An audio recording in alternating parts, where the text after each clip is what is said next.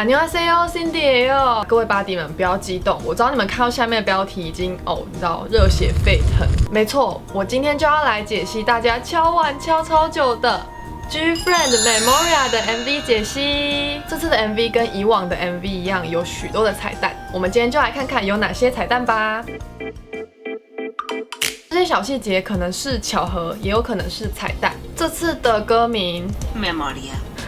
我借助了 Google 小姐的力量，它是西班牙文中的记忆的意思。这不是小牛第一次使用西班牙文作为他们的歌名，还记得之前学校三部曲的第二首歌 Me Gustas Tu， 这个歌名呢一样也是来自西班牙文，是我喜欢你的意思。这次 Memoria 的副歌里面也有一段重复着 I love you, I love you， 呼应了我喜欢你这句话。这次 Memoria MV 当中群舞的画面跟他们历年来的主打歌有几处非常的相似，像是这个纯白的画面就像 Rough 当中这个群舞画面，而另外一个这个有三角形屋顶，整个是木头质地的画面，这个配置呢跟 Glass Beat、Navalella 还有 Summer Rain 的场景都非常类似。那除了这个整个场景的氛围很像之外，几乎每一个作品都有出现的道具就是时钟。Memoria 的群舞画面中间有一个时钟，同样在 Navalella 的群舞画面、Fingertip 的 MV 一开始，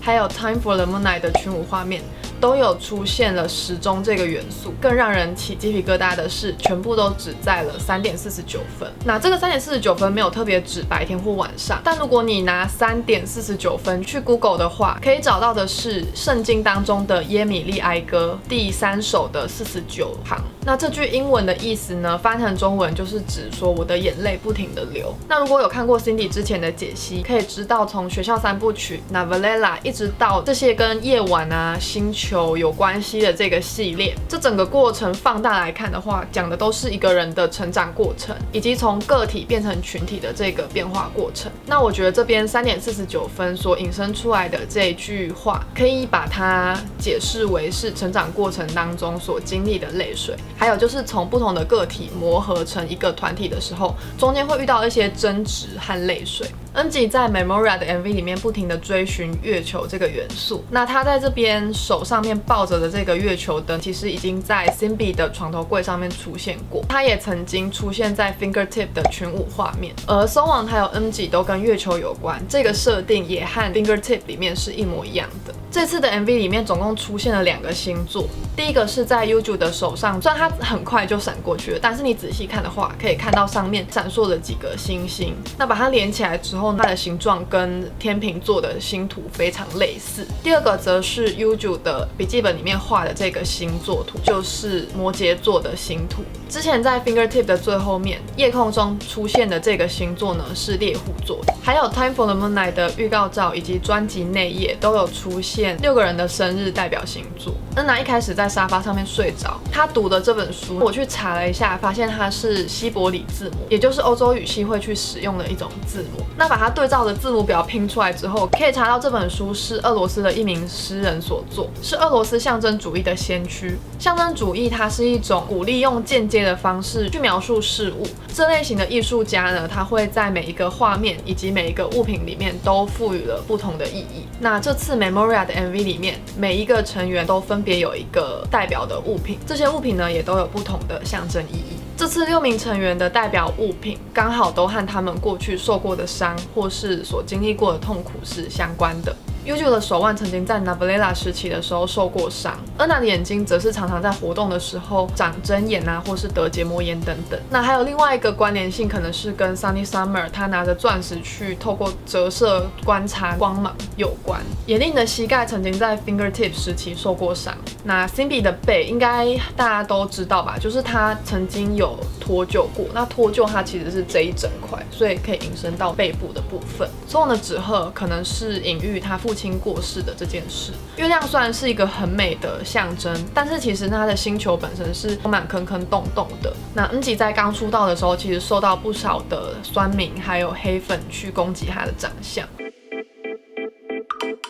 这次每一个成员他们都有陷入沉睡的这个动作，所以呢，整个 MV 大致上面可以分为梦境还有现实。成员们睡着之后，在梦中醒来，身上都发生了一些变化。Yuju 的手臂上面有了星座的插画，耶琳的膝盖出现了亮粉，恩娜的眼睛变色，看出去的世界跟之前 Fingertip Johnny Summer 的 MV 里面所拿的玻璃珠跟钻石有异曲同工之妙。恩吉在梦中更接近月亮。Sowon 的身边出现了纸鹤，而 Simbi 长出了翅膀。这6个象征物的共通点就是它们都和天空有关。星座和亮粉就象征着天空上的星星，月亮就更不用说了，它本来就是在天空中的一个星球。恩娜不管是眼睛变色，或是之前的玻璃珠跟钻石，都是需要光的折射才能够作用。恩娜它可以代表的是光，纸鹤和翅膀则是象征着可以在天空中自由的翱翔。Yuju 他在笔记本上面写的歌词 We're gonna fly in the blue sky，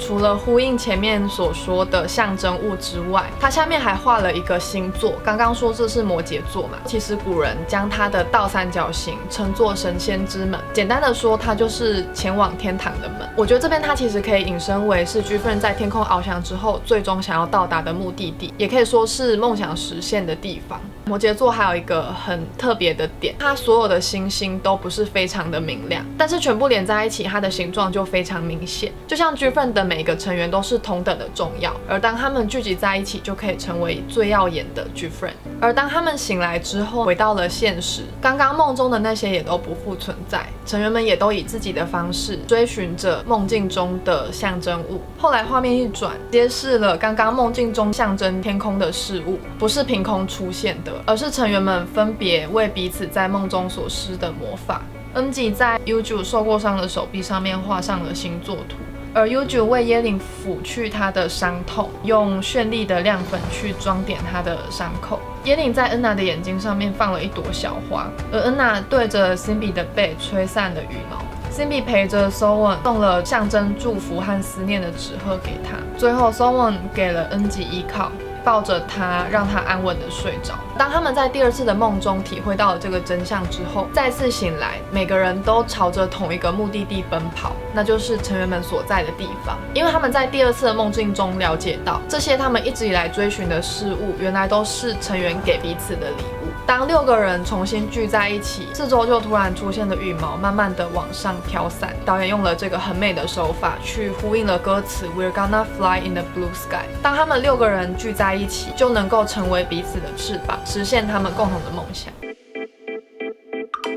强烈建议你们一定要去找歌词来看，光是看画面跟听旋律就已经快要流泪了。你看了歌词之后，你真的是要直接哭出来。我跟你说，就像我刚刚一开始说的 ，Memoria 它其实是在讲一个成长还有友情形成的过程。在这一整个成长的过程中，你难免都会遇到一些困难，也会因为受伤而感到挫折。但是如果能够有几个和你有同样的目标的人一起在路上相互扶持，在你痛苦的时候给予你温暖和安慰，那些跌倒所受的伤就不会那么痛。而呼应歌词，其实成长的这些记忆一定不全然是美好的，但是如果你勇敢的去拥抱这些记忆，接受它成为你自己的一部分，你就会变得更加的坚强。别忘了帮我按个喜欢，然后把影片分享给所有的 Buddy 朋友。那我是 Cindy， 谢谢你们看完今天的影片，我们下次见，拜拜。